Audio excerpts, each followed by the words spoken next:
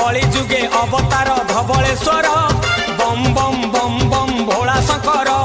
बजुथा मने शिव शंकर हे कपालेश्वर